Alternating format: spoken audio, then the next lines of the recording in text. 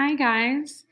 So, I am reading chapter 5 to you today. Let me make this full screen, bringing us by a nice cozy fire because it's cold out today. It was so nice on Friday. I don't know what's going on. Okay, so we left off in chapter 4, and a lot of you wrote that you think that Salva is brave or lonely or anxious and sad because he's without his family. He's brave for continuing on his journey. So you guys used really awesome adjectives to describe him. So we are going to read chapter 5. So we left off with Naya going back and forth to get water and not wanting to take her sister with her because she feared that it would slow her down. And we kind of see a similar storyline when the people in Salva's story think that he is going to slow them down. And then he meets Buxa and they find a beehive at the end to feast, moving around, on honey. So let's see what happens. I'm going to read from the paper, so if I'm not looking at you, that's why. Okay, so we're starting in southern Sudan, 2008, with Naya. There was a big lake 3 days' walk from Naya's village. Every year when the rain stopped and the pond near the village dried up, Naya's family moved from their home to a camp near the big lake. Naya's family did not live by the lake all year round because of the fighting. Her tribe, the Newer, often fought with the rival Dinka tribe over the land surrounding the lake. Men and boys were hurt and even killed when the two groups clashed. So Naya and the rest of her village lived at the lake only during the 5 months of the dry season, when both tribes were so busy struggling for survival that the fighting occurred for less often. Like the pond back home, the lake was dried up. But because it was much bigger than the pond, the clay of the lake bed still held water. Naya's job at the lake camp was the same as at home, to fetch water. With her hands, she would dig a hole in the damp clay of the lake bed.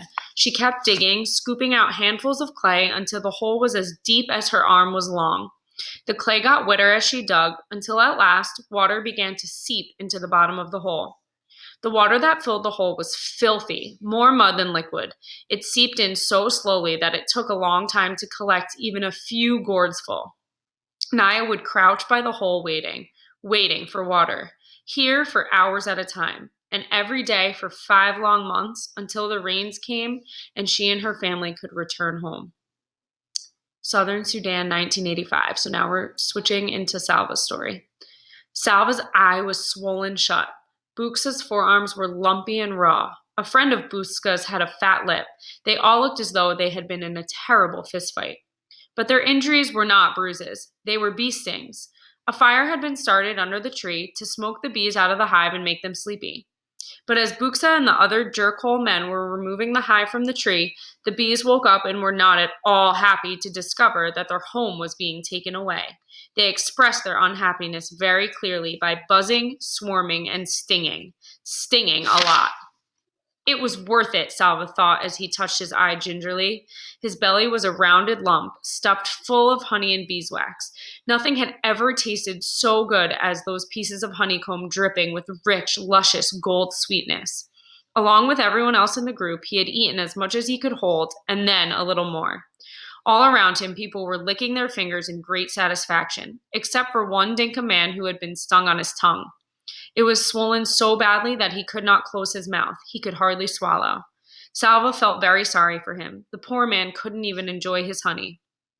The walking seemed easier now that Salva had something in his belly. He had managed to save one last piece of honeycomb and had wrapped it carefully in a leaf. By the end of the next day, all the honey was gone, but Salva kept the beeswax in his mouth and chewed it for the memory of sweetness. The group got a little bigger with each passing day. More people joined them, people who had been walking alone or in little clusters of 2 or 3. Salva made it a habit to survey the whole group every morning and evening, searching for his family, but they were never among the newcomers. One evening, a few weeks after Salva had joined the group, he made his usual walk around the fireside, scanning every face in hope of seeing a familiar one. Then, ouch! Salva almost lost his footing as the ground underneath him seemed to move. A boy jumped to his feet and stood in front of him. "Hey, that was my hand you stepped on." The boy spoke Dinka, but with a different accent, which meant that he was not from the area around Salva's village. Salva took a step back. "Sorry, are you hurt?" The boy opened and closed his hand a few times and shrugged.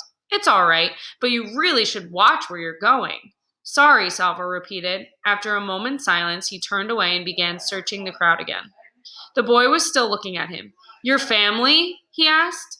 Salva shook his head. Me too, the boy said. He sighed, and Salva heard that sigh all the way to his heart. Their eyes met. I'm Salva. I'm Mariel. It was good to make a friend. Mariel was the same age as Salva. They were almost the same height. When they walked side by side, their strides were exactly the same length. And the next morning, they began walking together. Do you know where we're going? Salva asked. Mariel tilted his head up and put his hand on his brow to shade his eyes from the rising sun. East, he said wisely. We are walking into the morning sun. Salva rolled his eyes. I know we're going east, he said. Anyone could tell that, but where in the east? Mariel thought for a moment. Ethiopia, he said. East of Sudan is Ethiopia. Salva stopped walking. Ethiopia? That's another country. We can't walk all the way there. We are walking east, Mariel said firmly. Ethiopia is east. I can't go to another country, Salva thought. If I do, my family will never find me. Mariel put his arm around Salva's shoulders. He seemed to know what Salva was thinking, for he said, It doesn't matter. Don't you know that if we keep walking east, we'll go all the way around the world and come right back here to Sudan? That's when we'll find our families. Salva had to laugh. They were both laughing as they started walking again, arm in arm, their strides matching perfectly. More than a month had passed since Salva had run from his school into the bush. The group was now walking in the land of the Atuat people. In the Dinka language, the Atuat were called the people of the lion. Their region was inhabited by large herds of antelope, wildebeests, gnus, and the lions that preyed on them. The Dinka told stories about the Atuat. When an Atuat person died, he came back to earth as a lion with a great hunger for human flesh he once had. The lions in the Atuat region were said to be the fiercest in the world. Nights became uneasy. Salva often woke to the sound of roars in the distance and sometimes to the death squeal of an animal under a lion's claws. One morning, he woke up bleary-eyed after a poor sleep. He rubbed his eyes, nose, and stumbled after Mariel as they began walking yet again. Salva? It was not Mariel who had spoken. The voice had come from behind them. Salva turned. His mouth fell open in amazement, but he could not speak. Salva! That's the end of chapter 5. Go respond to the question in classroom.